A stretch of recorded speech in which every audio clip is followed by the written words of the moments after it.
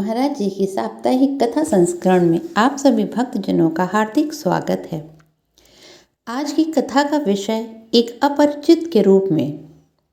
एक बार देवकांता दीक्षित जी ने चित्रकूट में भंडारा करने का अपने चाचा जी का विचार महाराज के आगे रखा। बाबा ने इस शुभ काम में अपनी सहमति देते हुए सब परिवार चित्रकूट जाकर इसे करने का आदेश दिया। इस शुभ अवसर पर उपस्थित होने के लिए आपने बाबा से निवेदन भी किया।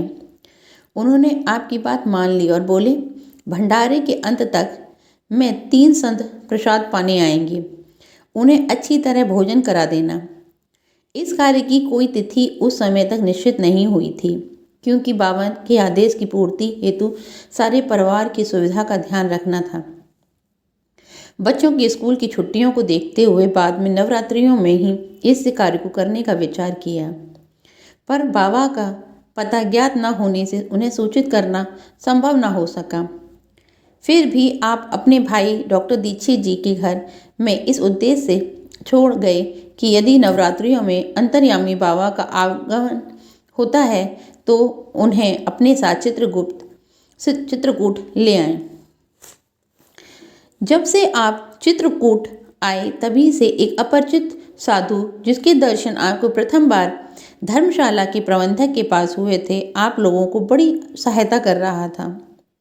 वह इस भंडारे की तैयारी में आपका हाथ बटा रहा था, आपको अच्छे अनुभवपूर्ण सुझाव देता और अनेक प्रकार की सुविधाएं उपलब्ध करा रहा था।